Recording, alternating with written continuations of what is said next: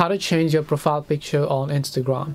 Hi everybody, welcome back to the channel. In today's video I'll guide you on how you can change your profile picture on Instagram, so make sure to watch this video till the end. To change your profile picture on Instagram, open the Instagram app. Now I'll just choose my appropriate Instagram account first.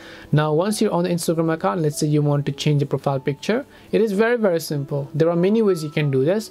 One way you can do it is by tapping the edit profile button, tapping on edit picture or avatar, or else you can come back, just long press on your profile picture for a while, and then here you'll find new profile picture. You can choose to upload an avatar or you can choose to import from Facebook. So in this case I'll just select new profile picture.